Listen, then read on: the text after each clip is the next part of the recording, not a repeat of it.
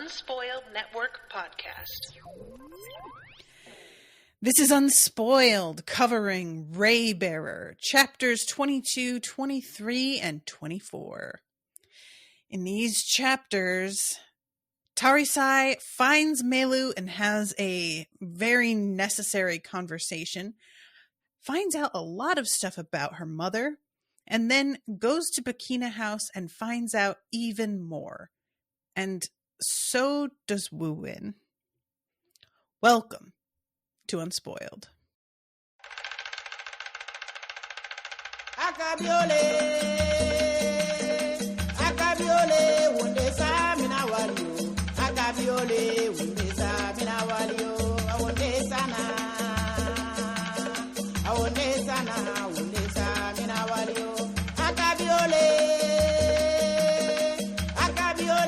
wundesa mina walio. Akabiole, wundesa mina walio.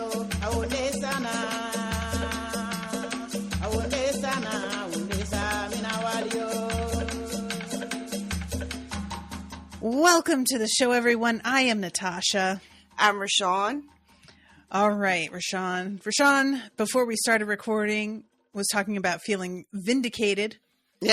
So please, go ahead and do your victory lap. Your girl had a couple of theories at the beginning of the book about who the lady might be and what her story might be, and it turns out I was pretty fucking close. Yep.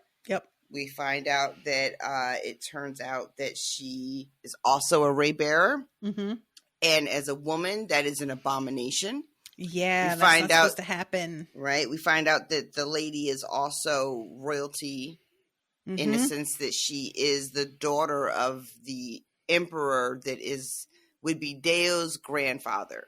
Correct. So she would be Deo's aunt. Yep. Right? She's trying to kill her own nephew. Yep. And that traditionally, and it's funny too because I had thought about this, but I never actually mentioned it enough for us to talk about.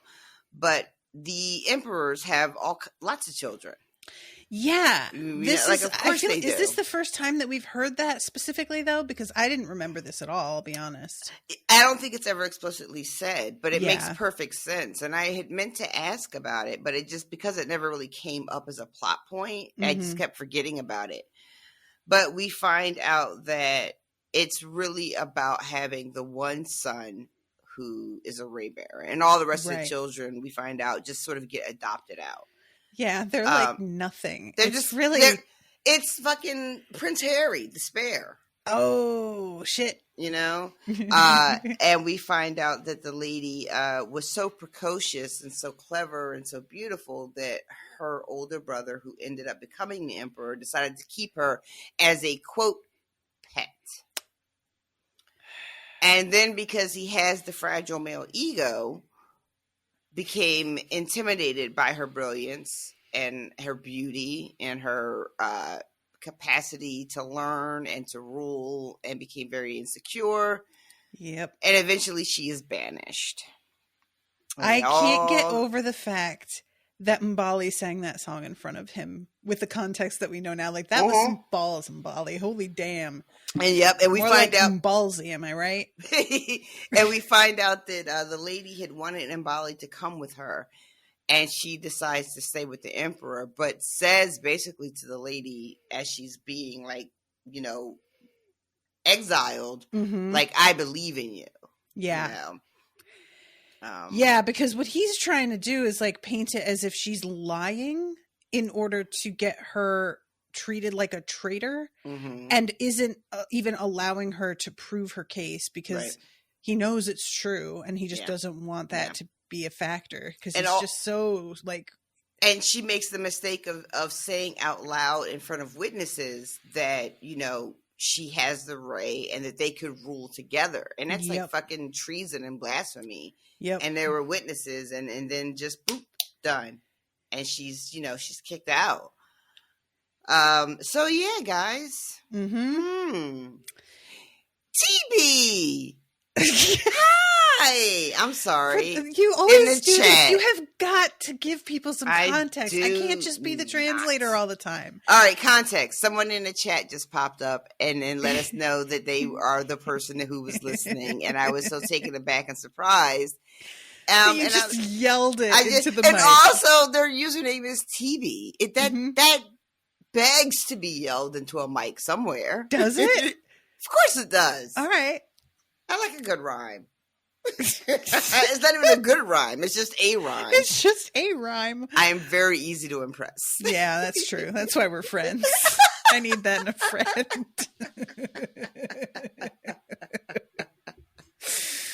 All right, so let's back this up. Chapter 22 begins with them finding their way to Melu, who is in not awesome shape. Doesn't look good. There's a moment where she's just like, is he dead? And I'm of course sure he isn't dead as a reader, but I was like, man, this must be a pretty awful situation if she's rushing up to him being like, oh my God, God.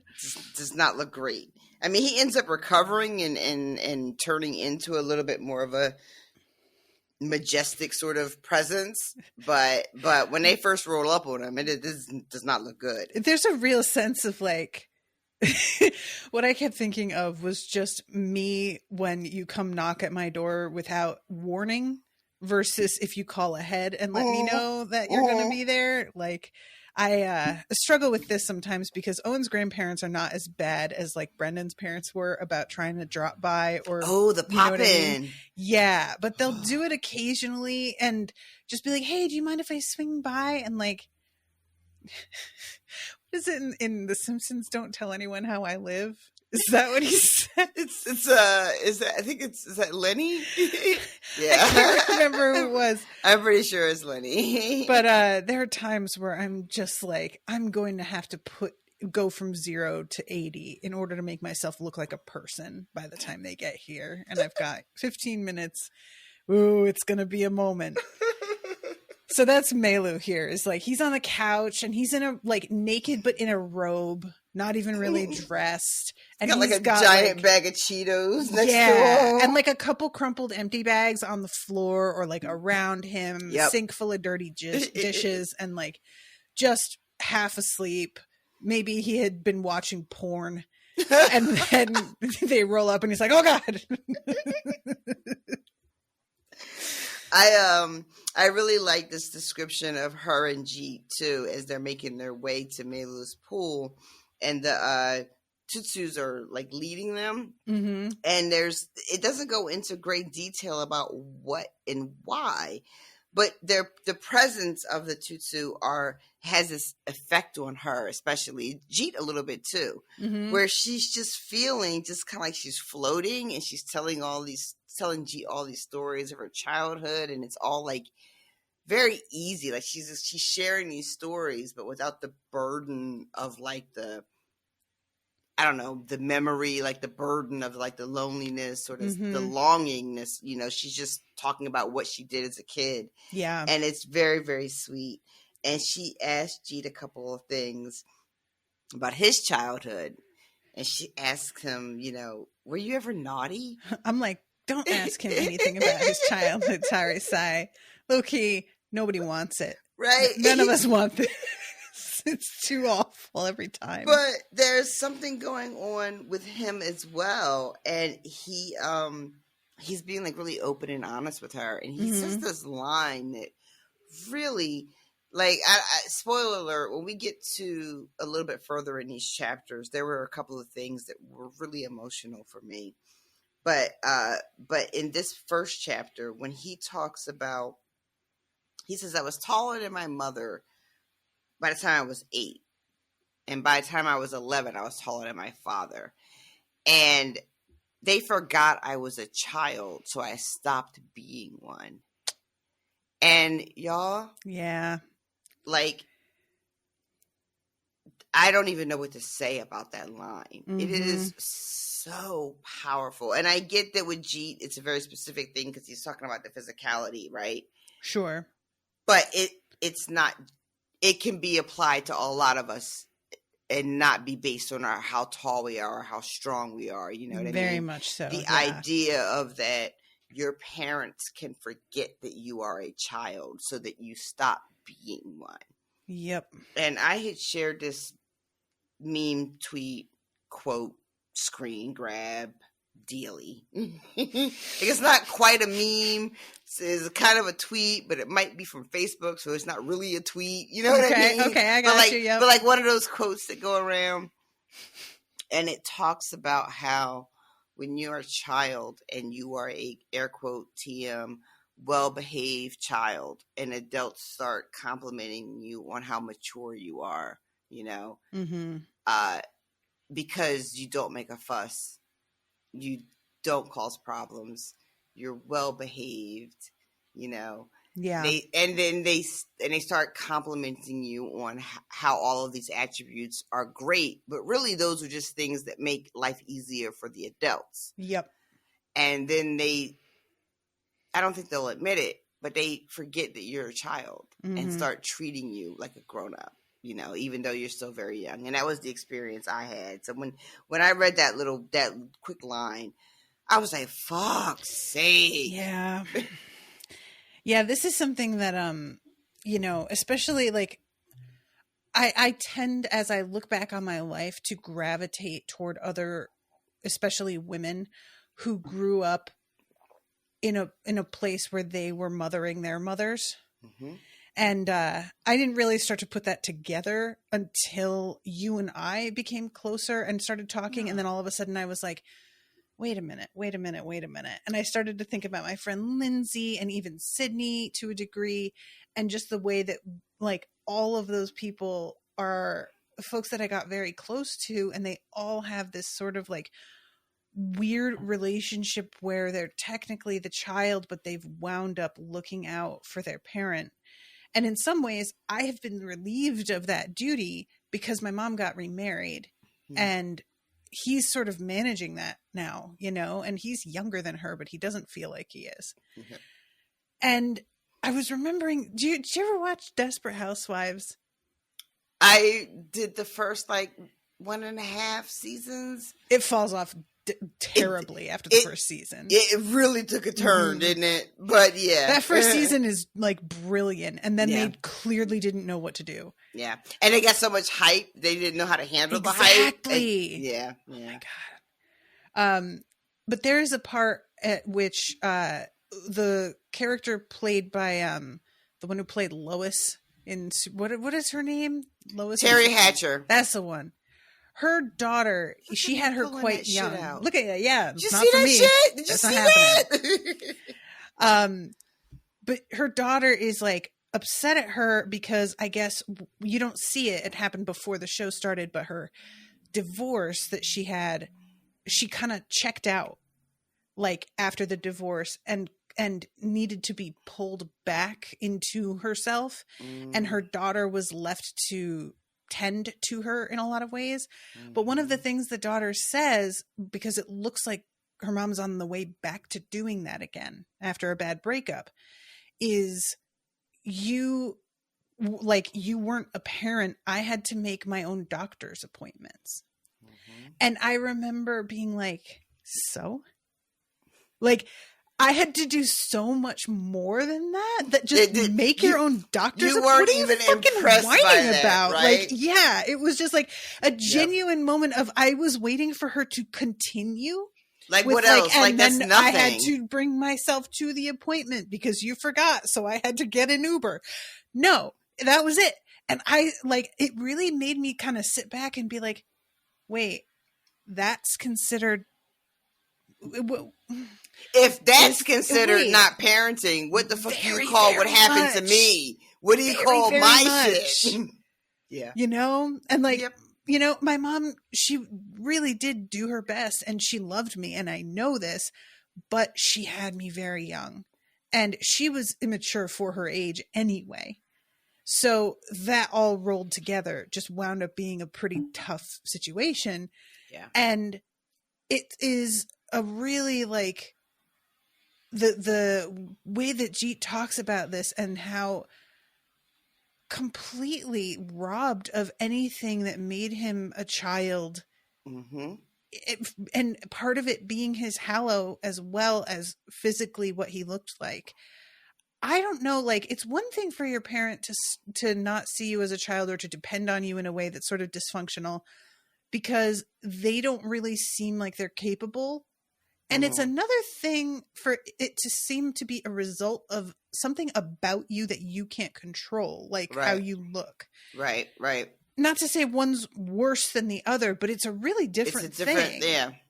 And also the thing with Jeet is that with what we know about his father is that they took that sort of hyper, maturity physically that he had and then exploited it by putting him in these fighting pits. Yep. So it's like double damage. Yep. It's not just I'm going to stop treating you like a child because of how you look and how we perceive you and because you're hollow, but we're also going to exploit that now and make you sort of the breadwinner. Yes. And you are now supporting the family through this thing that I found that you can do. Yep. Yeah. It's it would just like this book continues to surprise me. There'll be moments where something is so simple and I'll just be like, fucking, I have to take a minute. And it's not even always something that's so integral to like the plot moving forward, just like these offhanded kind of things. And I would just be so blown away. Yeah. When they get to Bikini House and she starts reading the journals, like, you guys, I completely lost my shit. We'll get there. Yeah. But yeah, it was just super emotional in a way that I keep being unprepared for with this book. Like, I understand that she's telling the story and I am, because of my own baggage or whatever, I'm especially primed to be super affected by the story because it's a mother and a daughter story. And I keep being like, I'm ready. And then she'll fucking just surprise me with some shit. And I'm like, well, I wasn't ready at all. Do you know what I often think about when I'm reading this is, did her mom read this book? Oh. That's my like deepest, like whenever we talk about like, oh, my writing, or if I'm going to do a podcast, you guys don't know this, but me and Tosh talk about it all the time. One of my biggest hurdles and fears is telling my story and then having the adults in my life hear it. And like, oh my God, what would they think? So, like, I don't know. Maybe she's writing under a pen name. This ain't even her real name. Her parents don't even know she's writing books. Maybe, but like, she's all over the place, and her face is all over the place. That's true. So, I don't know. I just kept thinking, like, if she has a fraught relationship and her mom read it, will her mom get it? Because sometimes you would think it would be so obvious the shit that this is a metaphor for and what is about you, and people won't realize it because they're so disconnected some people have like zero self-awareness, so they could read this and it had never occurred to them that it has anything to do with them personally. I was like, oh, she's got a great imagination. My daughter just made all that up. That's what my mom's response would be. My mom's response would be, oh my God, you're so clever. You have an amazing imagination. I can't believe you made all that up. Mine would be analyzing shit that wasn't even about her and be like, wow, is that how I made you feel? And I'd be like, making what? It about her. It'd be a very different thing. So this conversation is while they're making their way over there, and they hold hands here. I love this. It's like the first time finally that they've really touched, I think, other than having to in order to go through the lodestone, I believe. And they come upon Melu, and he is not happy to see her. He's just like, why did you have to come back here? And she's like, hi, wow. Nice to see you too, Dad. When they take each other's hands, she says to him, we were both raised in cages. And that's like their moment to sort of like, connect or reconnect. Yep. And then, Melu is just like, why did you come back? I love him. She's like, you know why? Don't be playing these games with me. You know why I'm here. And she's like, I want to break this curse. And he's like, and how are you going to do that? That kid's still alive and he's not here. So go find him. And she's like, you know, I'm not doing that. And I love this moment because he's just like, I'm always going to be her caged bird until you do it. And finally, Tarisai decides that she's going to attack this from a different angle. You so fucking raggedy and soft, and you just go let her play you like that. I thought you were supposed to be this big bad so and so. What it comes down to, yep. Oh, that's so good. Oh, I'm sorry. I didn't realize that you were completely incapable of Right? coming up with an alternate plan and Right? that you needed everything to be spoon-fed to you. But I guess that is how it is. Meilu starts getting a little tight too. Like his little pride is starting to get Sanji, it's like grabbing for his weapon, like, oh shit, oh shit, oh shit. Meilu started taking his earrings out. And then he starts laughing. And I love this. He tells Jeet to put his sword away. Yeah, I love this. My daughter has nothing to fear from me. And then he says, you are well named. Behold what is coming. that is And just I such a love good that. name. It is so much. good. Like, Ugh. if I could rename myself, I would. Mhm. Yeah, I like that. I like it a lot. Yeah. I like it a lot. It's like it's simultaneously a promise and a threat. Yeah, right? It's like, I love it. It's just dangerous sounding enough. Just enough to make you go, maybe I should lock the door. I don't know. I like it. My name means something like bogus, like light. How many names out there mean light? That's like a favorite. Do you know Right? what mine means? Okay. What? Talk about shitty fucking names. My name means born at Christmas. You weren't born at Christmas. No, I sure wasn't. Is that what Natasha means? Yep. That's amazing. It's stupid. I don't like it. My name is fine. I don't dislike my name. Oh, well, yeah. But it's just that meaning. It's is not even such your favorite holiday. I mean, it's a good holiday for you, but it's not a your fine- favorite. You guys don't even know. When we did one of those, like, look up what your name means. It was like a project in 3rd grade or something. How disappointed I was when I found out. I was just like, what? That's not even true anyway. Like, most people's names mean something very symbolic, or it's a plant or a bird, or it's, and for it to be something very concrete like that is demonstrably not the case. It just feels like they just did anything. It's like if my name meant blue-eyed. Like, thanks for nothing, My name doesn't really mean anything, but it sounds a lot like, I don't know if it's, I forget if it's Hindu or Urdu. I think it's Hindu. There's a name that sounds like my name, but is spelled differently. And I believe it means light. And I didn't learn that. Yes, I remember I looked this up actually not that long ago. Okay. I learned it in freshman year of college. There was a student, and she was Indian, and she heard my name, and she was like, oh, and she told me it means light. And then she was like, how do you spell it? And I told her, and she was like, oh yeah, that's not how we spell it. Yeah. But well, at least there's not a random Y or, oh my God, you gotta join that Facebook group. There's a Facebook group called This Name is a Tragedy, but it spells tragedy. I can picture it already. It's got like Leigh at the end. EIGH at the end, definitely. And people, look, an EIGH at the end of a name is not an inherently like goofy made up thing. That's like, I believe, an Irish spelling that is a traditional spelling like for a lot of like names. with Ashley sometimes. And So it's like legit, but people have just decided to start using that spelling in random Lee spots in names. And the fucking girl, I saw one the other day. She was naming her kid Rainbow. Do you want to hear how this bitch spelled this name? This is when white people take from black people. Like, we can't have nothing. You know, y'all made fun of our names. You made your little memes and your jokey jokes about Shaniquas and whatever else. It was projection. Pure projection. Then look at you now. Look at you now, white people. They spelled rainbow REIGHNBEAUX.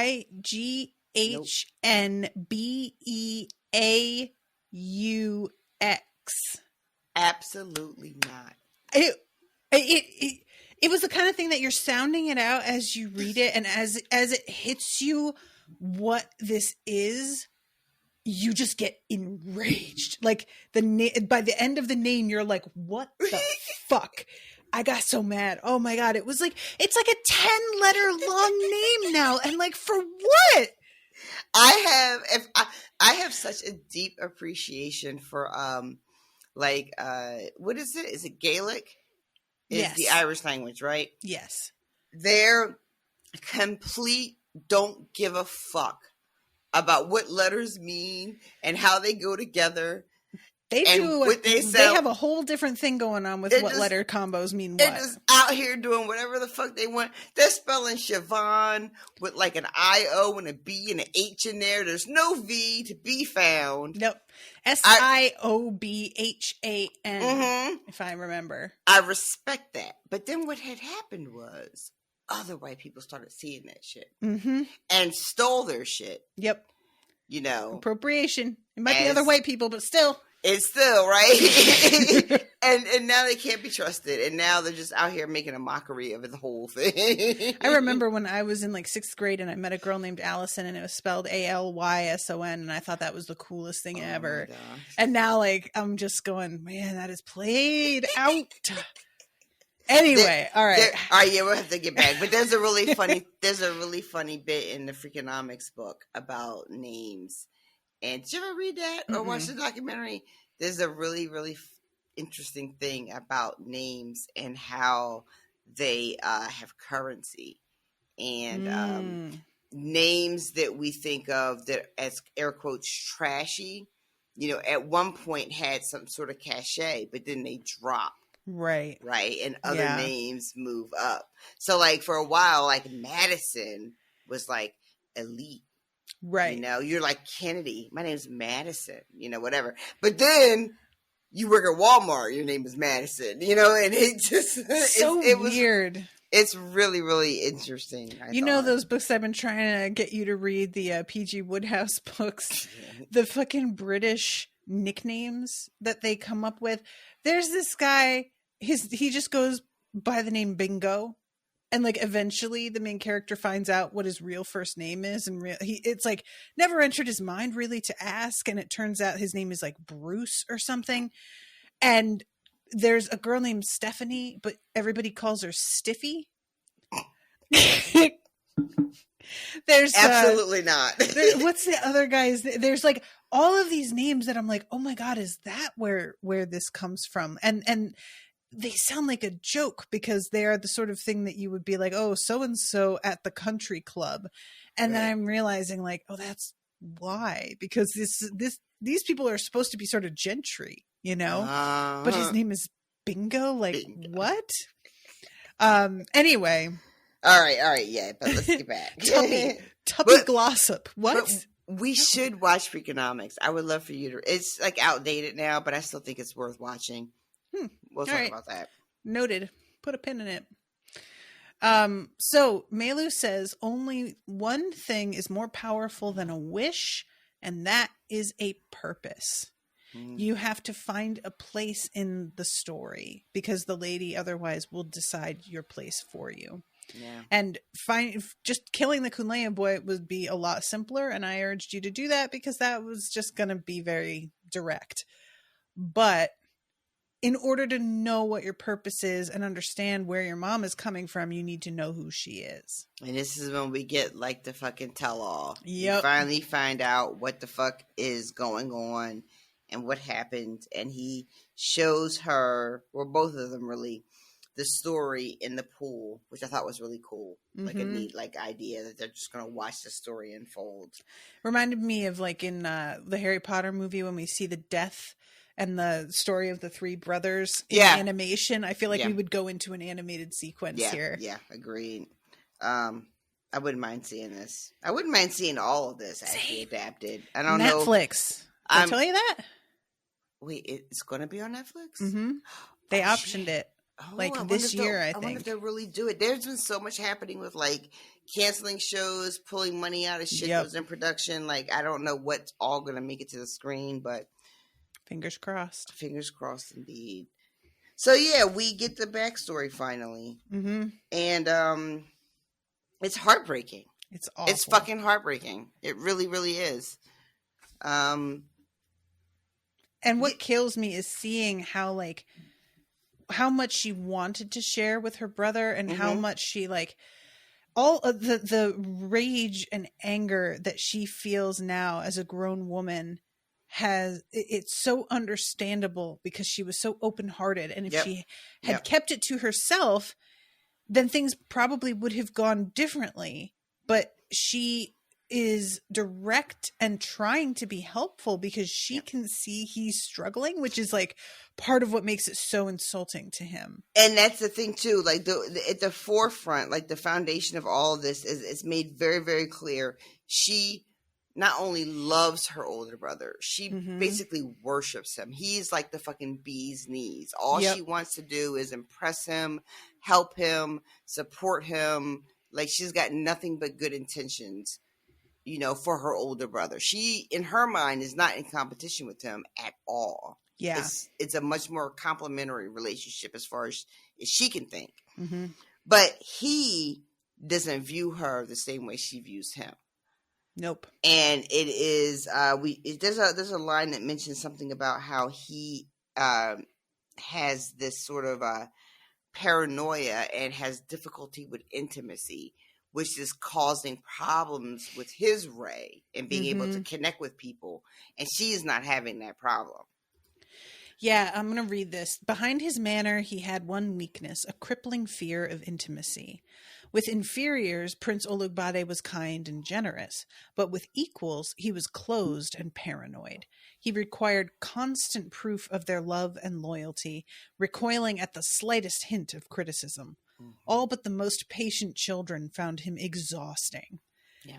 And I was just like, damn. That doesn't feel like that's something that was bred into him by the way he was raised. This is just how he is. Who he is, yeah.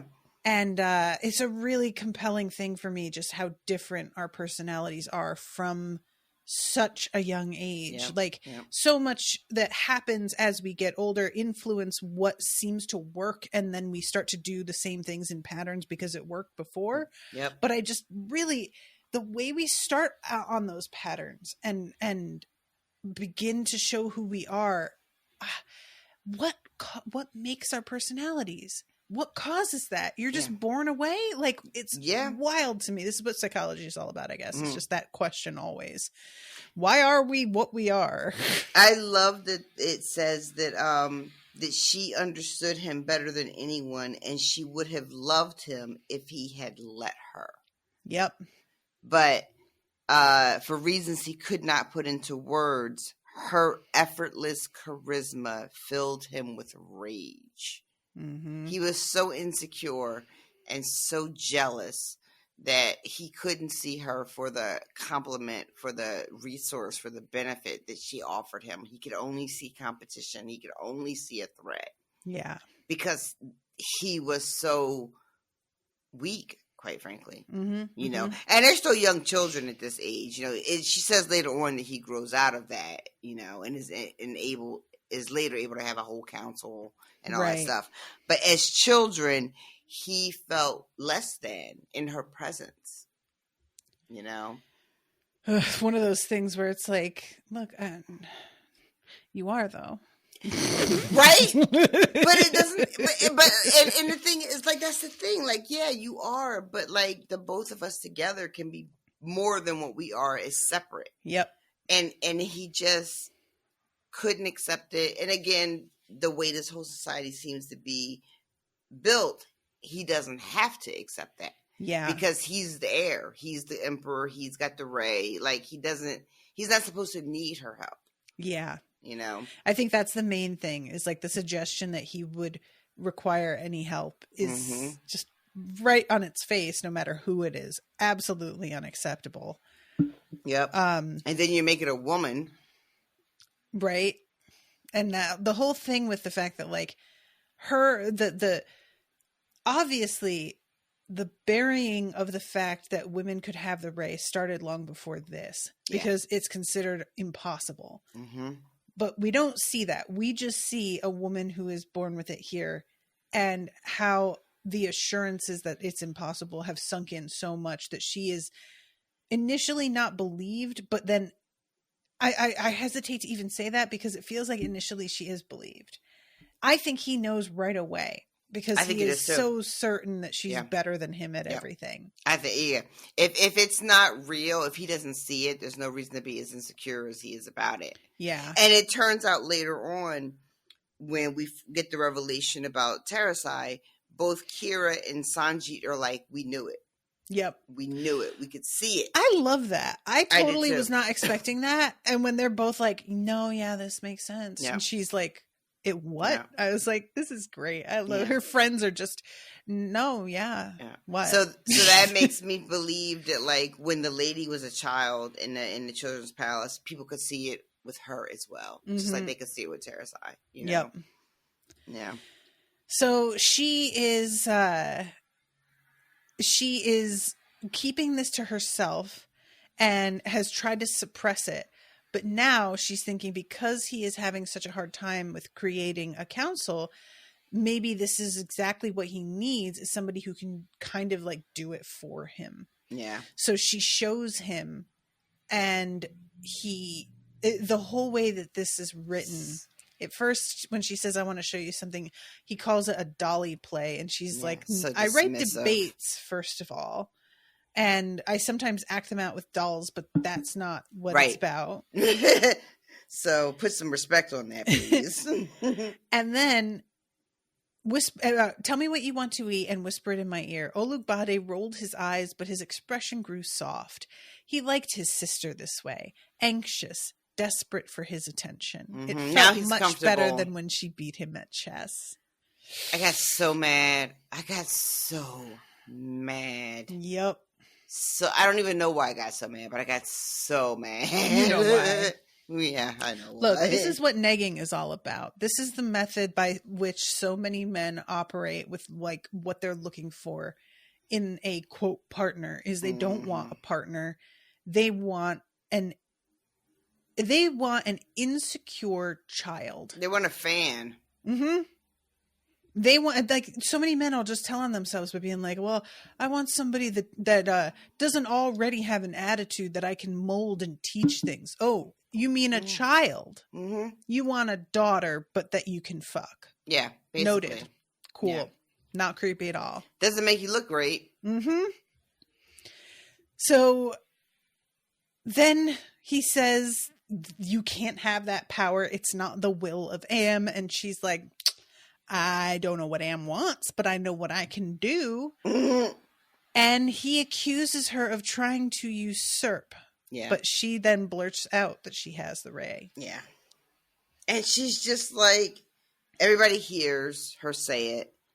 And she's just like, look, you were having fucking trouble getting a council. Your Ray is not fucking working. So I've been anointing my friends because you need a council. Yep.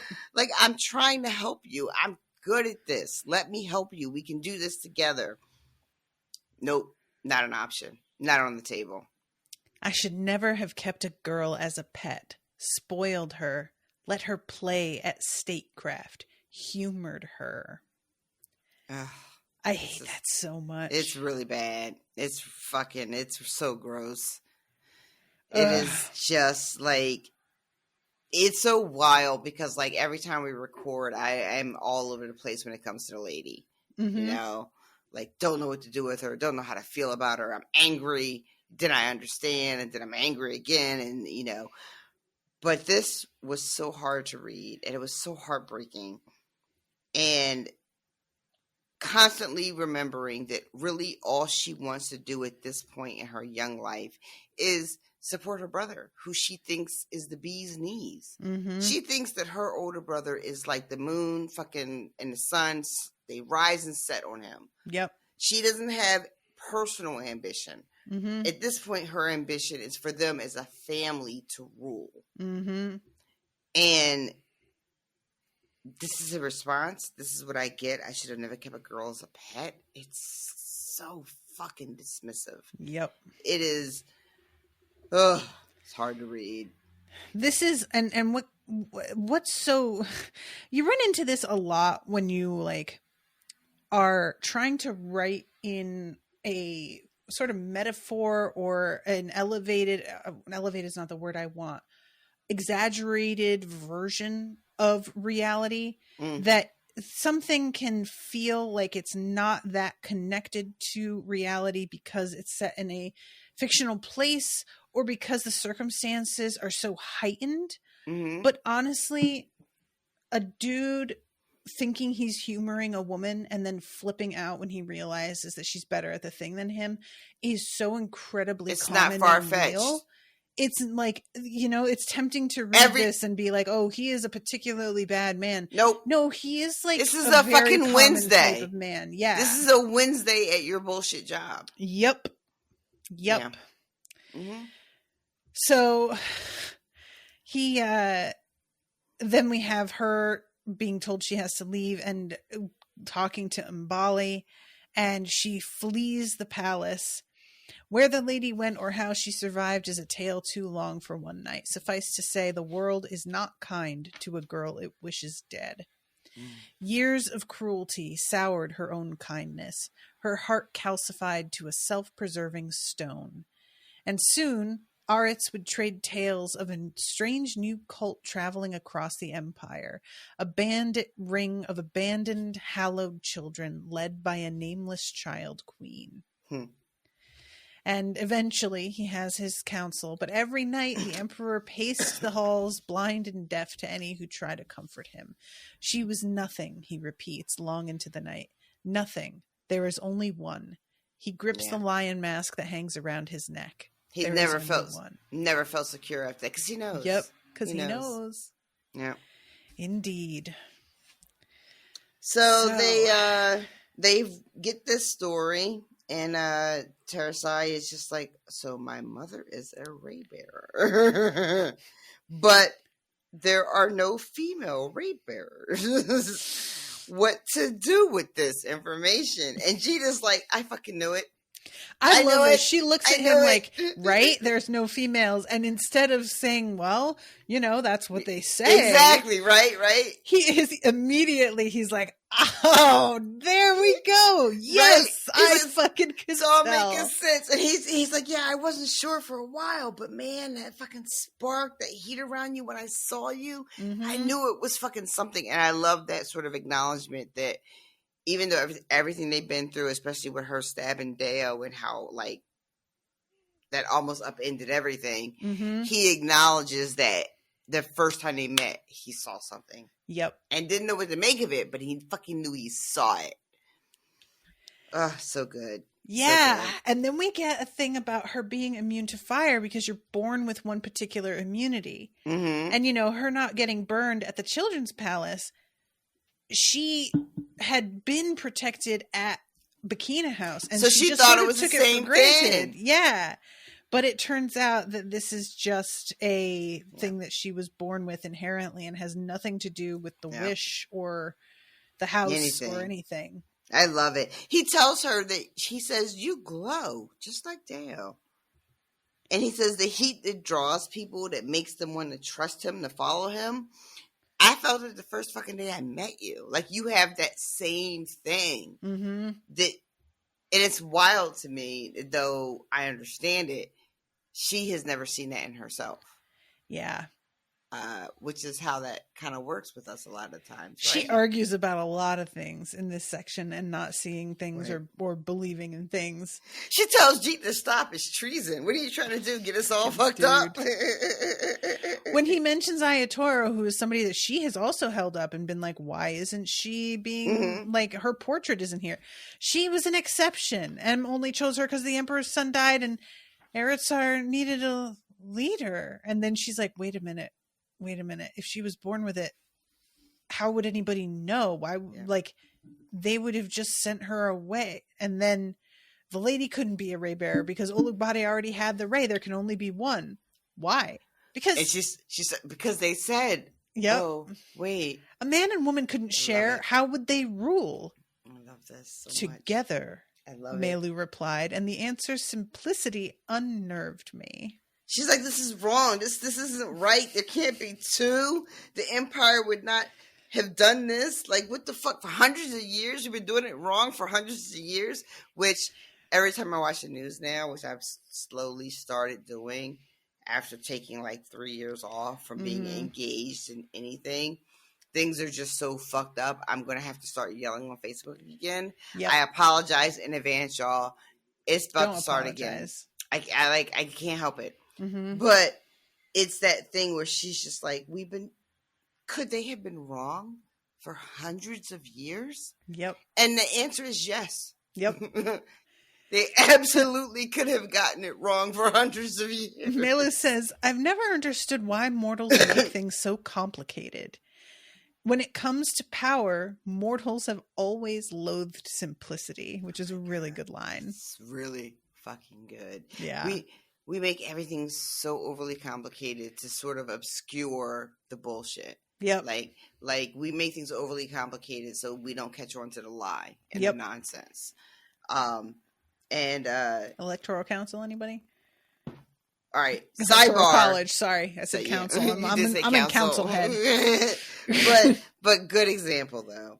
But like, and Tarisai is still arguing. She's like, they could never rule together. And Melu says, well, you're right, but not for the reasons you think. You know, like Tarisai is thinking they couldn't rule together because everything she's been taught says that. Right. And Melu was like, no. The reason they can't is because he says the ladies has festered for too long. Her anger at him has hardened. And his whole legacy is about denying her, and that's why they can't rule together. It's not some sort of intrinsic, like, you know, organic thing that they can't rule together. What's preventing it is like the time and the baggage and all that shit. Yep. So Melu says, because she says, like, my purpose is Dio, and he says no one was made for another person. I love that also. Yeah. I really, really, really, really, really love that. When she asks, what's a Ruaola? A Ruaola is a girl made of gold, a girl full of sunshine, and Sanjit's like, fuck it. See? Listen, what have I been saying? He's like, of course it is. And he's called her that. Yep. You know? Yep. That's his nickname for her, is Sunshine Girl. Like, oh my God. And she says, I never wanted to be Empress. And he's like, well, I mean, that's what you said, but come on. Right. I love, he says to her, and also it says Sanji grinned. And I love the idea of him having this shit-eating grin on his face as he's hearing all this and talking to her. He tells her, he was like, this is why the Imperial Guard's attempts at unity throughout Aristar have always failed. This is why the Empire can never fully come together. We were never meant to be ruled by just one man. Yeah. And when you think about the other stuff that we've been hearing in the story, like the Unity Edict and all this bullshit that the Empire is trying to do to force a sort of coalition, which we know is like, we find out later in these chapters too, they're trying to remove all the separate religious practices and bring it into sort of one uniform thing, right? Yeah. So force it. And Jeet is like, no, that's not the answer. He's trying to Church of England this shit. Listen. That's a deep cut. I don't know if people listening are gonna know what you mean. Nah, I feel like that's a pretty well known one. Is it? I think so. I don't know. I guess if you went to public school like me, it's not well known. If you went to a fancy private school, you might know about it. Or if you watch a lot of like period PBS TV. True. I was about to say T-Velision. You were. What in the fucking God what is is happening? that? The Electoral Council and the T-Velision. You're a professional podcaster. Oh, God. This is bleak. Anyway. All right. But yeah, so Jeet is just like, yeah, like, why don't you see we were never meant to be ruled by one man? And Tarisai interrupts, and she's just like, I'm not ruling anybody. I never said I wanted to be in charge. I never said I wanted to be an empress. Like, calm down. I don't know, Tarisai. I seem to remember you desperately wanting to chime in when Dio was making some incorrect rulings. And she thinks about that. She's like, all the times where her instinct is just like, oh, he's getting this wrong. Yeah. And she smothers it. She oppresses it. She pushes it down, right? Because it's not her place. Yep.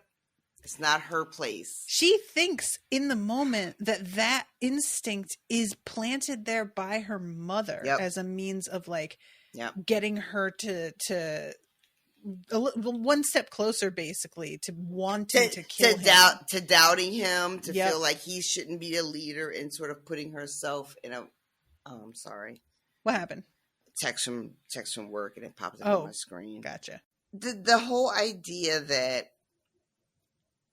even now, and this is a lot of information coming to her all at once, right? So I get it. Like, she's trying all of these chapters are like info dump chapters. Dump. Yeah. And it's a lot. And so she's not, we love her, but she's having trouble processing all this information Very much. at one time. All of her friends are perfectly like in stride with it, going, yeah, no, this tracks. And she is just the one digging her heels and screaming and refusing to move. When Kira shows up, and even Kira and Wu In are just like, yeah, this is what it is. And our girl is just like, what? What is happening? I can't believe you would betray me by believing this shit. What the fuck? So Tarisai is just like, she's really uncomfortable with how quickly Jeet is agreeing with what Melu is saying. Yeah. And she doesn't feel like, she doesn't want to be what they're saying she is. Yep. She's like, no, that's not what I want. I just want to be like one of the council. I just don't want to hurt Dio. I don't want to like kill him. That's all I'm asking. And they're telling her that not only is that not just a thing, but it's all these other things. Like you're, you know what I mean? You're also royalty. I can't emphasize enough how far behind you are on understanding the full thing we're saying to you right now. So like reading these, I was like excited for her, for the revelations and like what she truly is and what her role really is, but also just like, oh girl, this is a lot. It's not what you went into the desert for. Yeah, she really came out here thinking like, oh, I just need to find the magical stone in the well of such and such, and then I'll be cured. And it's like, you need to find a purpose now that you are royalty and being denied your rightful place due to misogyny. Surprise, right? And Melu drops it on her. Oh, BT dubs, the Emperor has caught the lady, by the way. Mm-hmm. And then when she's like, well, we have to go rescue her, Melu's like, for why? Why though? Like, let them kill her and we'll all be free. We'll be done. That'd be like super easy. This is good for us. For a second, she's so mad at him, and I'm like, girl, come on. This bitch raped him and enslaved him for years. He is like wasting away, trapped in this little thing when he's supposed to. And you're surprised that he just wants to let her die? Come on. Yeah. Well, you know, again, like, her feelings with her mother, the lady, are so complicated. Yeah. You know, like, reading these chapters, she swings like wildly from being like super angry to heartbroken to sort of like understanding the position and then like swinging back to being angry again. It's a lot. And Maylee was just like, we could all be out of this if we just mind our fucking business. Mm-hmm. Let them execute her and we'll all be free to go have whatever lives we want. He says something like, I don't know what he's going to do, but I feel like an execution is not going to be enough because he has really something to prove. Yeah. I was like, oh boy, I don't know what that would look like, but I don't want to see it. Yeah. It's so when Tarisai is like, oh, you want her to die. Mm-hmm. And I was like, the doy. I wanted to come up and knock on her head like fucking Biff from Back to the Future. Anybody home?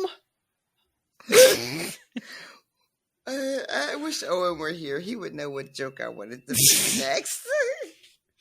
See, Biff always gets the fucking make like a tree and leave jokes wrong. Yep. Make like a tree and get out of here. There it is. Yep. And then future him later says, it's make like a tree and leave. You sound like a damn fool when you get it wrong, which is a beautiful moment. I love always.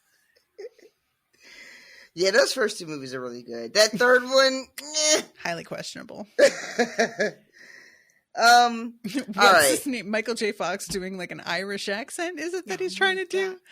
Oof. I don't know.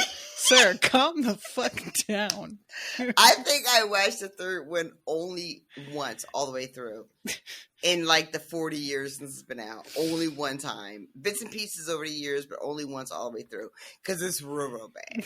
And I love me some Michael J. Fox. Like, I had the biggest crush on him when I was little. I love him. He can do no wrong. But that third movie, nah. Yeah, my mom had a major crush on him as well. He's so cute and endearing and funny. I love him. She always liked little guys, which I know you're sort of into as well. That's my jam. Mm-hmm. I love me a little man. I like big men, and I cannot lie. Nah, give me a man I can fight and beat. That's where I feel comfortable and loved. Versus me, who's like, I would like a man that I can fight and I will not win. Thank you.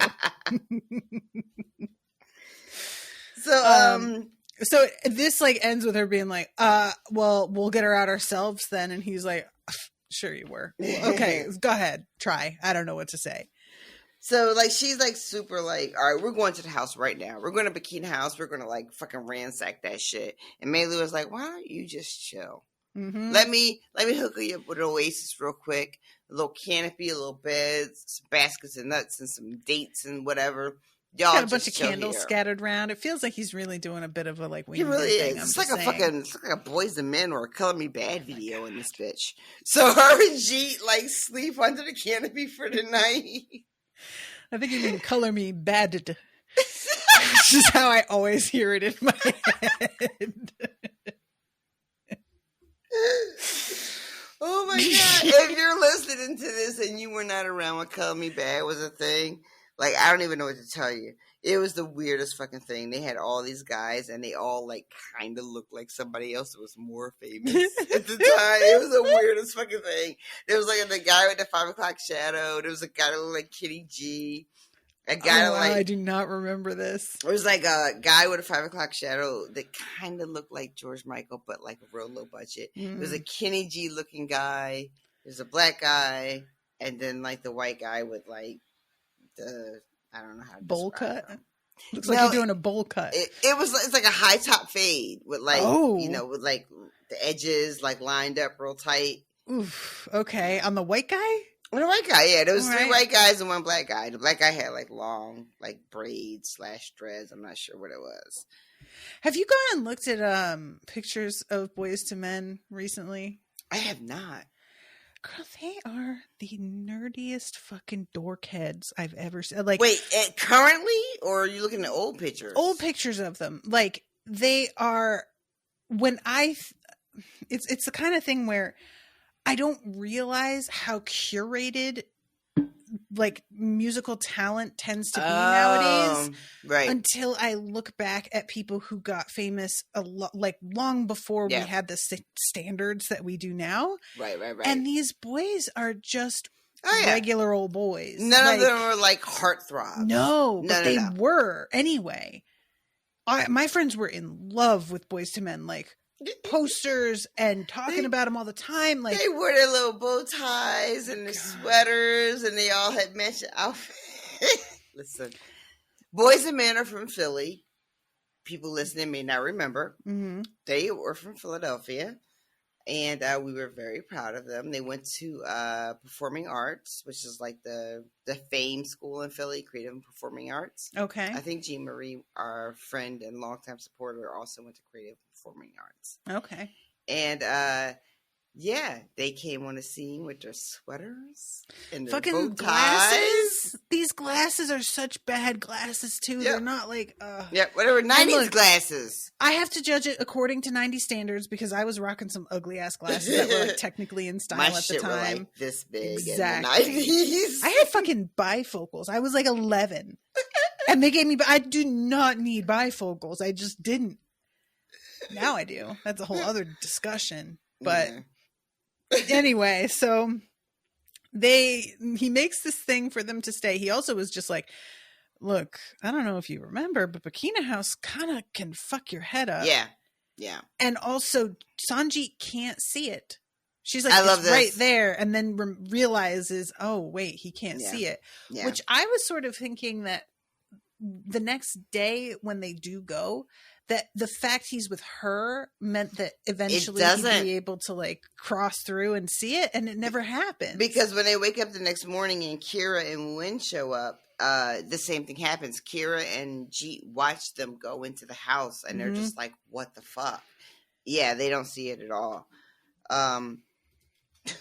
So there's a moment where Jeet and Tarisai are like in bed together, and they both realize that neither is asleep. Yeah, I really enjoy that. It's a little, kind of like, because they're like all nestled up, but it's weird still, but also feels right. So I really appreciated that being included. And then the next day they wake up and Kira is there, and Kira shows up with Wen on his I don't know, what do you want to call this thing? This like cat / beast thing. Cat beast? Cat beast? That doesn't Let's feel call right. it a cat beast. I don't know if I like that. Beast cat? How about that? I feel like that's better. Now I'm thinking of Beastmaster.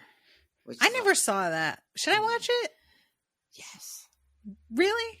Yes. I considered it the other night just because Chevy Chase's character in Community dresses up as the Beastmaster for a Halloween party episode, and nobody knows who he is because everybody's too young to have seen Beastmaster, and he gets really mad. Obsessed with that movie when I was a little girl. Were you? It came on every weekend. I watched that movie so many times. There are certain parts that I still have nightmares about to this day. Oh my God. I was obsessed with that movie. And if you watch it and somebody wants to listen to us talk about it, I would talk about it with you. Oh my God. Obsessed. All right. Well, maybe if we want to do that for a unsober episode or something, an episode on the Beastmaster. Don't and please no one misconstrue my enthusiasm for a recommendation that it is a good movie. I understand. I just really want Natasha to watch it, and I want to talk about it with her. I watched that movie every weekend for like 4 years straight. It was always on. It was always on basic cable, and I had cable in the early 80s. Have you seen Xanadu? Oh my God, I fucking love that movie. I love that movie so much, and that is one for me that I rewatched like a bajillion times. And Owen and I went to see it in Alamo Drafthouse. They were playing it on the big screen. I remember that. And it was the first time I had seen it since I was like 12 maybe. And I just started sobbing in the theater. And it's like this upbeat, goofy 80s number. And I'm just love that movie.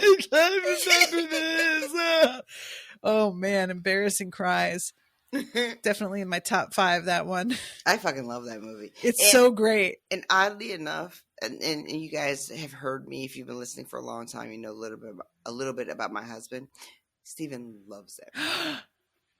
Yeah, oh my God. Because nostalgia. It's just like, yeah. If we ever get together, it's going to be a fucking Xanadu party. That's what's happening. I think that's like 80% of where I get my extraness from is watching that movie too many times. And the number of fucking costume changes that Olivia Newton-John has in that movie. Like, it told you, like, this movie was like, this is what it could be. Mm-hmm. These are the possibilities. 37 costume changes. Yeah, that's reasonable. You should expect that in your life. Owen bought me the fucking soundtrack. But there's like So good. one particular song bit, you know, at the very end, it's a sort of montage of her singing different songs. Mm-hmm, mm-hmm. There is one song that's like a rock song, and it's her sort of, she's got like Gem and the Holograms had the Misfits that were their sort of arch enemies. She's wearing kind of like better. she's wearing kind of like Misfits eye makeup and stuff. That song was like my favorite song in that montage, and it's not on the soundtrack. Oh, I know. I was so mad. Anyway, guys, I'm so sorry. We are really all over the place. All right. We're getting back to it. We're getting back to it. So Kira's here. She's with Win, and the fucking two of them, there is something going on. Yeah, there is. It's a very strong something. Win feels like he owes Kira. You know, like yep. He is indebted to her in some weird way that I can't really put my finger on. And I'm really looking forward to finding out what that is exactly. But they are here. Kira shows up with Win on his little beast cat. And it turns out that all of the anointed have been summoned by Thaddeus, I think. Thaddeus. Yeah. And they need to show up for this summons. And that's what Kira is here to let them know about. But she's also here because whatever this relationship with Win, I love this too. Kira's like wrist is broken or something. Mm-hmm. And Win uses his magic to it's what we would have thought was a hallow, but we find out later that it's not a hallow in the sense that it's been described. Right. That Wu-Win and the people from Songland have I don't know what to call it, magic? I mean, basically, right? Like, what I keep thinking of is bending from Avatar: The Last Airbender. Oh, see, I haven't read or watched it. Yeah. But he explains that it is different from a hallow in the sense that it can be taught. Right. And different people from Songland can learn to use it. And that's how he flies, right? Yeah. And so he has brought Kira to find them, and I love how fucking, like, at one point they're like, "How'd you break your hand?" And it turns out it's because she punched Win in the face. I love it so much. She's like, his fucking face was really dense, and I wasn't expecting it. Right. I was hoping I'd cave it in like an eggshell, and instead it's just fine. I love very it. Disappointing. Because it's really true. Like, if you punch somebody in the face, like, your face is filled with super hard bones, y'all. You will break your fucking fingers or at least bruise your knuckles if you punch somebody in the face, if you catch them on the hard bones. Like, that's how that shit works. So I just love that was included. But yeah, the two of them, like, Kira has been away from anybody with the Ray for 2 weeks, so she's in bad shape. It turns out so is Wu-Win. So is Wu-Win, yeah. And the whole thing here, again, Kira is just like, oh, you have the Ray. Yeah, that makes a lot of sense. And I love, like, when Tarisai is like, how long did you know I was a Kunleo? And she's like, I mean, like, pretty much from the moment I met you, basically. I love that. I love that they're all just like, this all makes perfect sense. Yep. Like, we had our suspicions. We thought it was a thing. There was no way to really prove it. Mm-hmm. But now that the information has come out, we're all super vindicated that we were right. Yep. She also saw the heat around her. Yep. Yeah. And Tarisai is like, y'all couldn't say nothing to me this whole time. Like we've been growing up together for how many years? Y'all couldn't say shit to me about none of this. Okay. Oh God. So sorry. Go ahead. I was just gonna say they end up going into Bikina House because that's really what we're getting to here. Is they need to go in. They want to find out if the lady has left any sort of clues about where to find these other masks, right? That's the thing. Right. There are these I think it's 4. Yeah, which that was wild to me that there's that many. Right. But because I'm thinking, 1 or 2 would make sense, but 4? All right, why not? It seems like a lot, right? Yeah, I thought so.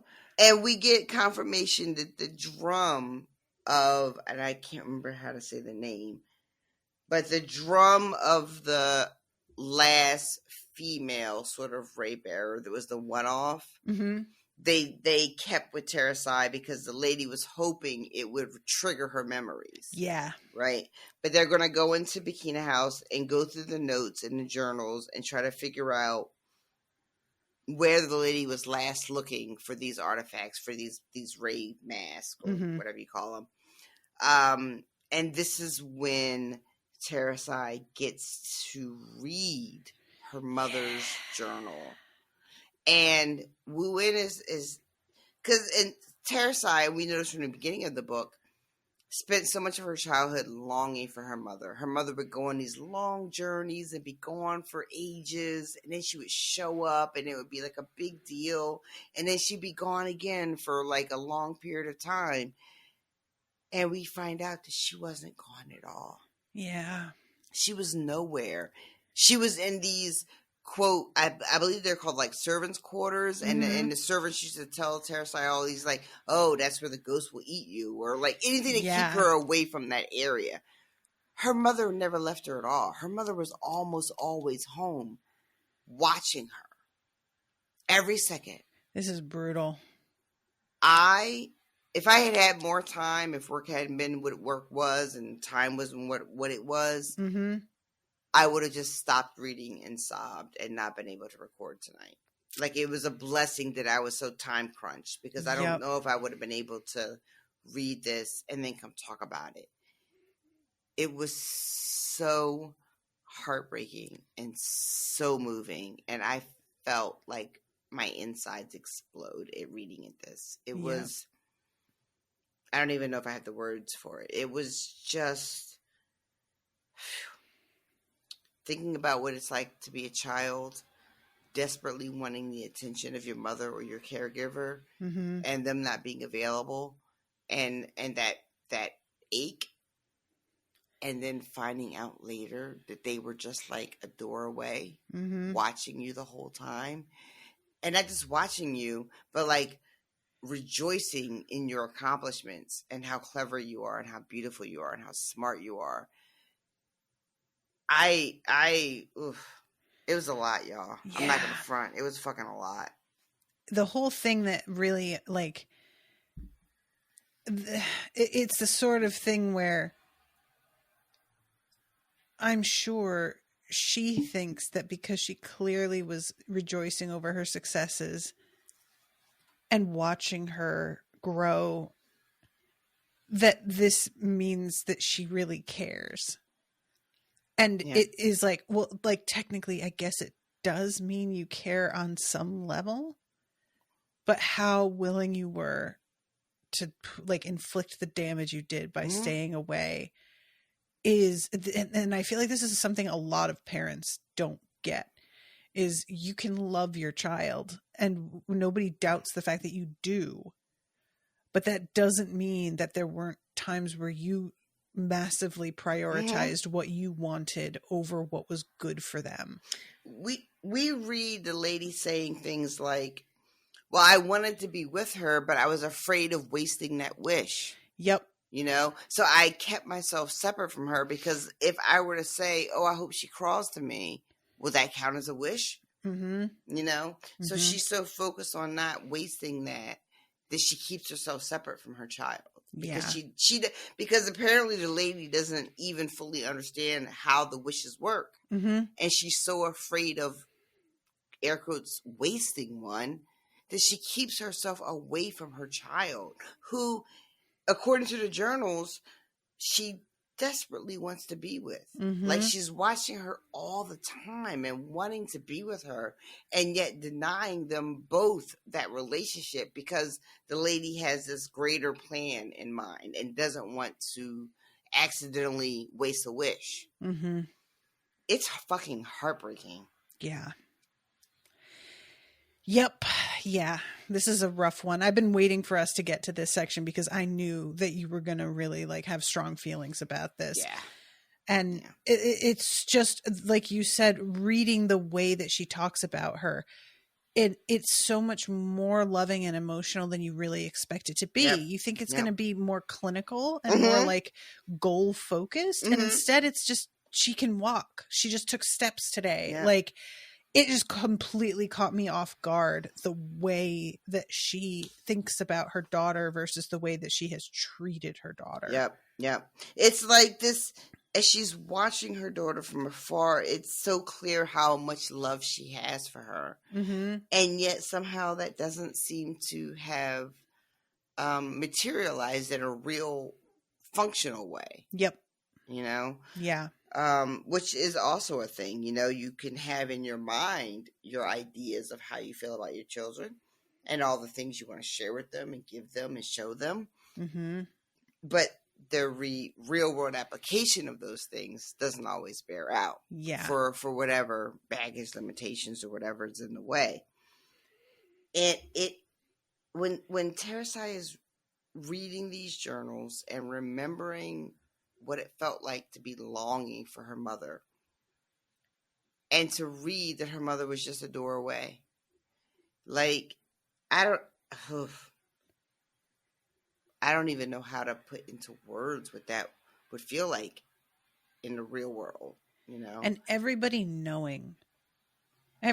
around her sees her crying herself to sleep. All of the servants can't tell her. Yep. Like you said, making up stories. You're lucky we live in that part of the house. It's a bad area. Mm-hmm. And like Wu-In and Kathleen both knew. Yep. Just. Yep. Yeah. Yep. And there's this thing that's happening with Kira too. Like, Kira is, when we talk about like finding Tarisai's purpose, Kira says that there's like a belly song that could be done. We kind of skipped over this, but yeah. Yeah. And Tarisai is not here for it. She's not interested in this whatsoever. And is a little afraid, I think, of what that would mean. I'm not like 100% sure what exactly she's scared of, but it feels like she's afraid that if the belly song, like, because Kira's trying to explain like how the belly song works, and Tarisai is like, absolutely not, I don't want any part of that. And Kira's just like, no, like, you'll just, you know, figure out what you were born to do. Like, my culture believes, my religion believes that every child is born with this thing. Tarisai doesn't want any part of it. But I was thinking about her fear of that, and I think that, like, it feels like even with all this new information that we've gotten in these chapters, Tarisai still doesn't trust that she's not just a weapon. I think that's exactly it. Yeah. And I mean, there's no real precedent for what she is. So, I mean, even the lady didn't know what counted as a wish and how to handle her.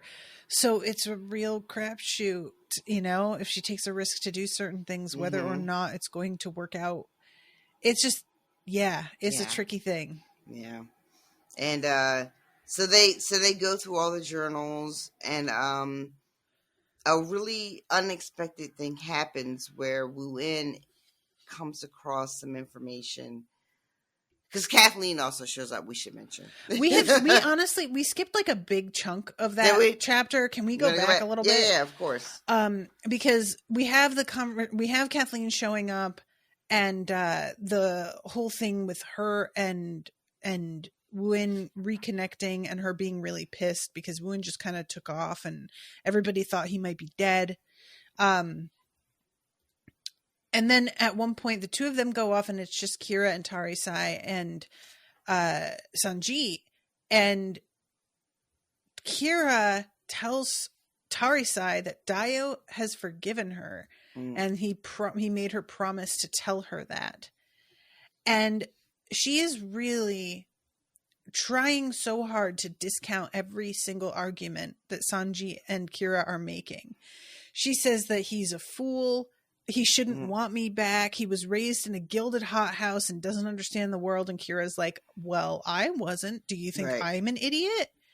And then she says, no, I just don't know what to do.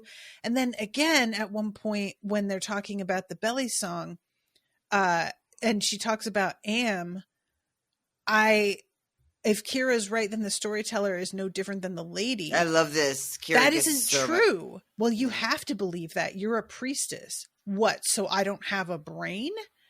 And again, it's just like she keeps sort of insulting her friends, but not seeing it that way until one of them gets defensive and then realizing the way she sounds. We also find out that there is a sort of backup plan where the rest of the council members have decided that if they can't figure out what's going on, they will steal away Tarisai, right?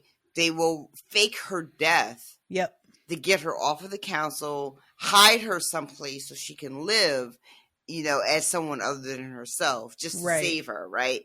That's how far they are willing to go. Dio is willing to go to save her. Yeah. And then Tarisai is just like, no, I don't want any part of that either. But it's a testament to not only Dio's forgiveness, but how much he still cares about her and how willing he is to protect her. Yeah. I really wonder if she dies, does he have to anoint somebody to take her place? No. If she dies, they're going to put like a bust of her on the council. Gotcha. And they don't replace her, and the rest of the council will like divvy up her duties. Gotcha. And according to their like belief system, when Dio dies, then her spirit would be released. Gotcha. To go on or whatever. But yeah, Tarisai is like not interested in any of that. And Kira talks about the people of the wing believe that when the pelican breathed each soul into being, it wrote 2 secrets on a burning coal: your greatest good and your best desire. You swallowed the coal before being born, and it burned in your belly. That's why we wail as newborns, Mama would say. And I think that's a really neat idea. We use our greatest good for something beyond ourselves, our purpose, but the coal inside us gradually grows colder. We forget our cry as newborns, our belly song. We forget our knowledge of why Am made us and our frustration at being too small and weak to fulfill it. We grow old and content, and unless we try very, very hard, we never wail our belly song again. Yeah, it's very good. Yeah. That's depressing. A little bit.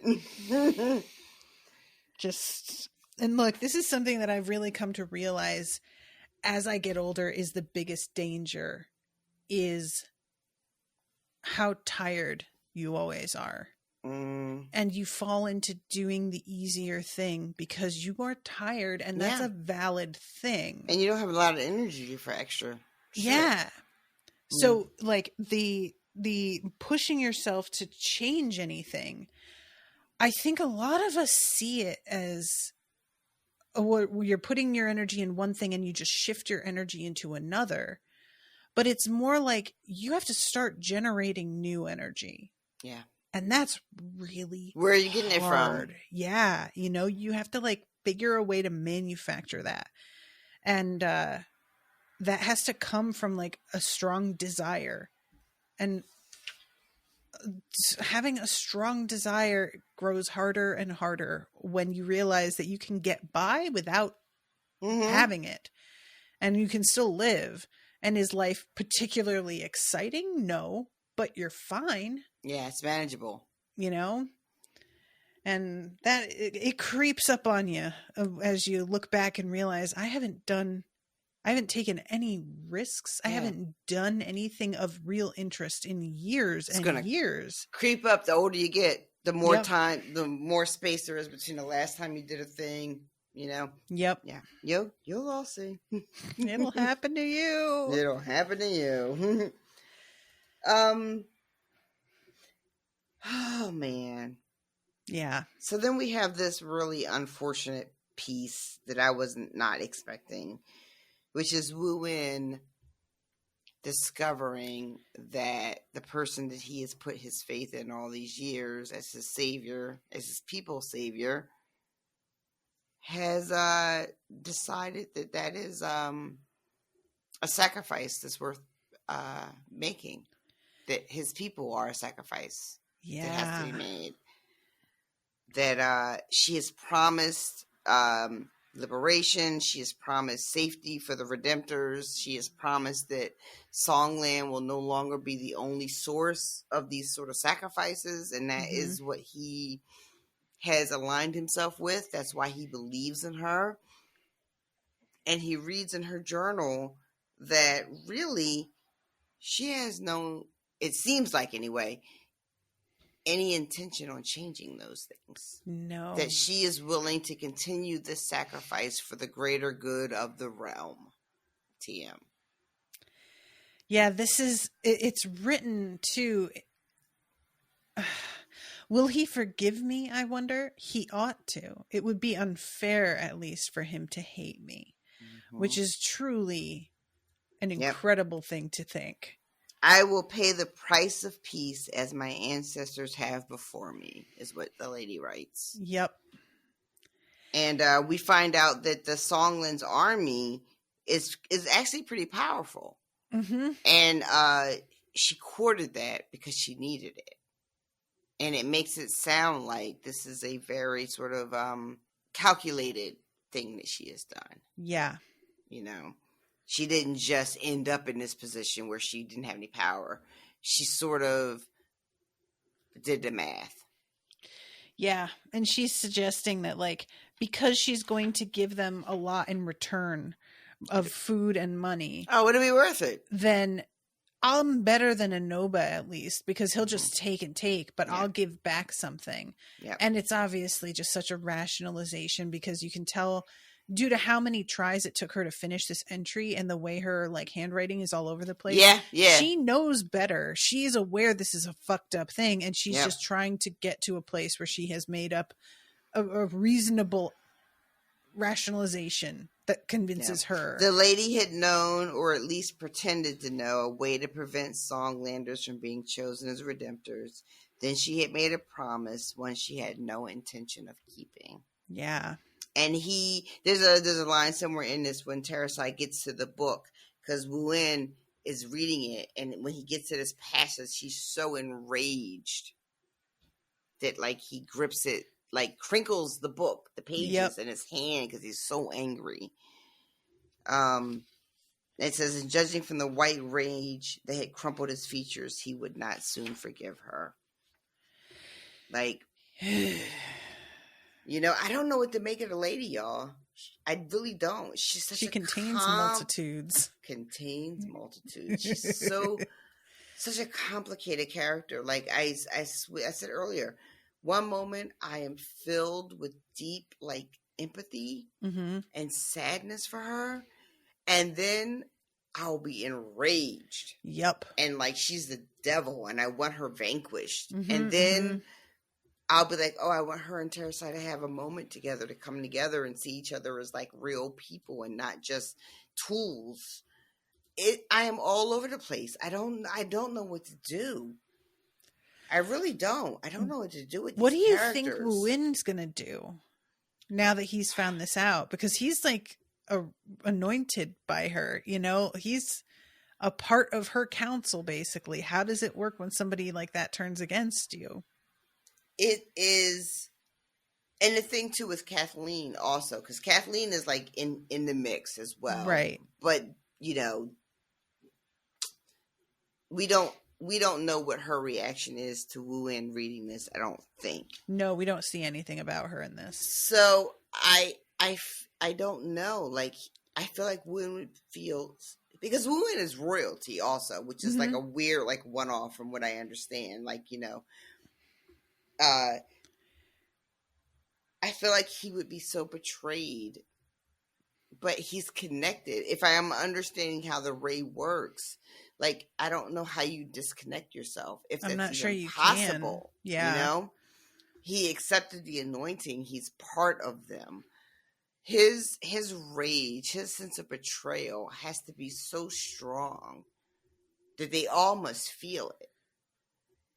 But the lady is also captive right now. And she's really far away, so I don't know how far that, like, you know Tarisai isn't able to communicate with her council brothers and sisters or anything from where she is. So and we know Wen was sick until Kathleen came and like, you know, got rid of that, like, council sickness or whatever. You know, maybe it makes Wu-En, maybe the most he can do, the only agency he has, is to decide that he wants to support Tarisai and whatever that means.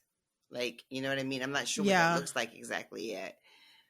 But maybe that's all he can do. But if he does that, that's going to be sacrificing himself, because he'll, like, if he, in my mind, if he throws in with Tarisai and her mission, whatever that is, that's going to disconnect him from his council, Kathleen and Lady and whoever else exists.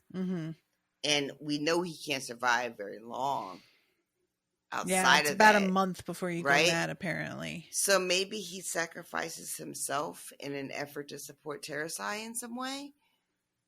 Okay. But I'm not really sure, because I don't know. Like, saying you're going to disconnect from the Ray and you're no longer supporting the lady because you're outraged you read in her journal is one thing, but the mechanics of it, I don't understand how that works exactly. Yeah, that makes sense. The best I can figure is if he really does think he was betrayed and doesn't want to support the lady anymore, he opts out of the council and then just sort of wastes away from council sickness. Yeah. You know? And I don't know, maybe share some information or shares his little cat beast or whatever, you know, maybe that's something he can bequeath to shares them. His cat beast? What do you mean? His little animal that he rides. No, I know what the cat beast, but what do you mean shares it with who? With, like, Tarisai? Yeah, like, maybe it's something he can be like, I'm going to waste away now from council sickness, but you guys can use my cat beast to fly and travel. Like, I don't know. I don't know how all that works. Like, in his will. I don't know. All right. Yeah. Okay. No, I get it. There's just something about that, like, image that was very funny. I'm gonna go waste away now. The way that he's saying it, just like, here, take my cat. I'm gonna go lay down and then never get up again. The vapors. I'm very tired. But yeah, like, and Kathleen is such an interesting, and I don't know what to do with her yet. I know, right? She's like, she showed up here, and I still feel like I don't know anything about. She's very guarded. Absolutely. Yeah. Prickly. So maybe, like, in this chapter we get, because Wu-En had been sort of guarded himself, right? And then this chapter sort of, like, opened up a little bit, so maybe we'll get that with Kathleen going forward. His guardedness felt like there was a lot of emotion behind it, though. And Kathleen's guardedness is more like, I don't know, that might just be what she is. Like, you know what I mean? She's low-key just like, y'all are all raggedy, and I don't want to, like, associate with any of you. No, I'm not telling you my story. No, I'm not giving you my background. Mind your business. Like, it's like how I would be if I was in one of these stories. Yep. I would be Kathleen. Just like, no, I don't feel like talking about that. Mind your business. Mind your business. Don't worry about where I'm from. Don't worry about what I got invested in this. Don't worry about me at all. Invested in this. Is there anything else you want to say about this section? No, I really enjoyed these chapters. It gave me much more than I thought I was going to get in really surprising ways. I cannot say how much I'm enjoying this book. It really has just been delightful. I love the language of it. I love the poetry of it. I love the way everything sounds. Mm-hmm. I love the imagery. I love these places that we're visiting. It has just been a real treat. I'm really glad that I decided to cover it because I was sort of like not sure whether to go with it because it isn't a super popular series. It's somewhat popular, but I try to pick stuff that's like kind of blockbuster type, you know, and it doesn't quite meet that standard, but I just enjoyed it so much. And I'm so glad you did. You know, it's not a perfect, like the second book, there are some issues that I definitely understand where people are coming from, but there were also some concepts in it that I thought were even more interesting. So it's sort of, I'm really very interested in what you're going to think of the second one. I love this universe. I mean, you made a joke before, but like if she decides to write additional books that aren't these characters, but they're set in this universe, I will read the fuck out of all of them as well. Yeah, I feel like I'm going to want to cover them if that happens. So yeah, I just have just really enjoyed being here. I love just how wonderfully expansive this universe is. Mm-hmm. I love how she's managed to include without like, you know, writing down specifics of, oh, these people are these people, and these people are these people. But you get a sense of who's all included. So in my imagination, when I view these characters, I see like all different types of people, you know? That is something that I really wish I could put my finger on why it works sometimes and why it doesn't work other times. World building is so tricky. You can either get so granular that you're mired in it. And as a reader, you're just like, can we get to I don't need to know this. Yep. Okay. Or it can feel like cardboard cutouts and it feels very generic in a way that doesn't hold your interest or feel particularly real. And the only way that I can describe that, whenever I read a book where it doesn't feel real, I think of it as the CW effect. When you watch like a CW show that's got I know like, exactly what you mean. You know what I mean? There's just like a sort of a vibe and sameness to everything. Yep. That it's not really standing out, and you're just like, yeah, there's somebody right off stage there at props who's got some, like, you just see the seams in it, you know? And she does a remarkable job. It's so real. This world feels so lived in and real. Yeah. And I just don't, as somebody who wants to write well, I wish I could fucking pinpoint what works and what doesn't, because I feel like I can see when it's happening, but I can't tell you why. I don't know. Yeah. Very frustrating. But yeah, this was what's something that's pick. A combination of inspiring and frustrating and kind of like intimidating. I'm going to make up a word. Yeah, Germans, if you've got something, come at me. Let me check my app. I'll get back to you. But still, I'm super excited to see where this goes. And I just don't know how many more times my heart can be broken in this book. It's been, I don't know. She's just touching on some shit, y'all, that I wasn't really prepared to have. Yep. And it is just astounding to me how some of this shit is just like, God fucking damn it. Yeah. Yep. Yeah. Agree. I really, in the same, it's like a similar light, but that fucking ninth house, man, I have similar feelings on that. And I'm just like, she apparently wants to write a bunch more books. So if we ever covered it, it won't be for years and years. And I was like all ready to sort of just go for it. And then I saw her say, well, I'd like to write as many as 15. And I was like, fuck, because there's 2 out, just for perspective. We'll circle back. Yeah, 40 years from now, and we're still fucking chapter 7. Bitch, ain't nobody gonna be alive 40 years from now. What are you talking about? You're still going to be alive. I'm just going to be able to hear your oxygen tank in the background. I got 10, 15 years max. All right. I want to say hi to new patrons. So we have got this week Emily M, 6 Micah M. and Alicia Taylor. Yay! Welcome, welcome, welcome. Welcome very, very much. I hope that you guys are enjoying being patrons. And coming up this week is going to be the transition from the public Harry Potter feed to the private one. So I'll be sending out the links to the feed for all of the people who are patrons $5 and up. If you're a $1 patron now, you will already have access to everything via Patreon still, and I will give you the link. But if you sign up at $1, like everybody who is already at $1, you're going to get it. Anybody who signs up at $1 after won't get it, if that makes sense. Because it's just, long story short, complicated on Patreon now. But I am contemplating at this point covering, after Rashawn and I finish this series and wrap up on Ted Lasso, which is coming out the same day that Harry Potter goes private, actually, covering the Hunger Games. And I'm currently re-listening to the first book and just sort of like refreshing myself on the vibe of it, because I feel like the movies sort of overshadowed my memory of the book, and I was treating the idea of coverage with a dismissiveness that as I reread it, I'm realizing isn't fair. The book is so much more, I don't even know the word that I want here. The book is a lot more angry. And that is the word that I keep coming back to, but it feels the rightest. The movies made everything extremely glossy and smoothed over all the rough edges that were the point, in my opinion.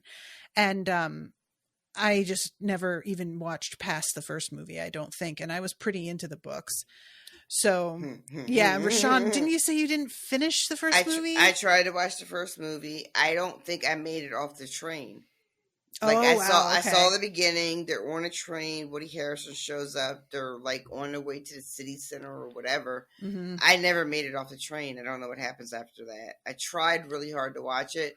I was bored to tears. It's a boring movie. Like I remember just being kind of like, this is about a tournament where people like fight to the death, and you just told me you like, went boring? To the movies and the person you went with fell asleep. Literally fell asleep. Yeah. And that's it. I never read the books, never tried to watch any of the rest of the movies. I know like bits and pieces from like just pop culture references over the years. But yeah, that's about all I know about it. And it's wild to me that the whole thing is the movies focus on the wrong stuff, which sort of prove the point the book is making in a lot of ways. But they also focus on all of those things and the spectacle and still manage to be boring. How do you do that? Like, but the thing is, those movies were hugely popular. They made a ton of money. People love them. So I am confusion. Well, you're right to be.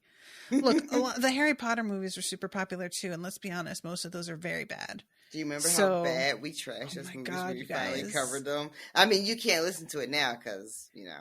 But they're going to be on that main feed though. Are the movies? Yeah, because I release those to everybody after we reach a certain number of reviews. Oh, right. So I figure I'll just tack them on to the end of that feed too. Yeah. But yeah, I think that covering the Hunger Games, even if there are problems that I definitely will want to talk about, that it will create a fascinating conversation. And it feels trenchant in some ways that commentary. Oh man. I mean, listen, I like I said earlier, like I'm starting to like pay more attention. I've always paid attention, but now I'm going to start talking about some more shit. Mm-hmm. And it's terrible. The world is bad. It's getting real bad, y'all. We are fucking barreling into some real shit. It's bad because we didn't fucking stop it when we had a chance. Yep. That boulder picked up momentum, and we could have just jammed another rock under it, and now that thing is ready to take out an entire railway line. I don't know, my like the metaphors. Boulder, my metaphor got away from me, but what can you do? But yeah, I feel like there is, as I'm reading this, like the first time I read the series, I was in my 20s and just had a much different understanding of the world, and rereading it now, there is a lot more to it that I feel I'm appreciating this time around that didn't really hit the same way. I was picking up on the big, bold, broad strokes that she was making the first time. And now I feel like I'm starting to see little things that she puts in here and there that I'm like, oh, I see what that is, you know? So yeah, I think that'll be fun. And I feel, I was really just not sure what I wanted to cover. And then when I remembered the Hunger Games, I suddenly was like, that's the one. I feel it in my bones. I like to have that feeling when I choose something. I need that, like, feels that, right. There's the it's resonance inside. You're like, yeah, this is the one. This is the one. Exactly. You know? Right. So, anyway, keep an eye out for that, but we are still not done with this book anyway. So we've got some time, and I can't believe that we are really close to the end of this one. What have we got? There's still a part 4. So I think we've got about like 3 more episodes of this book. Yeah, I've got 25, 30, and 33. So 3 more episodes. Yeah. And then I will make a chart for the next book, and that way everybody can read along. All right. Anything else you want to say before we wrap? No. Thanks for hanging out with us tonight, listening, and I hope you're enjoying it. Same. And that's pretty much it for me. All right. Toodaloo, motherfuckers. Bye, guys. Bye. Capitalism sucks. It really does.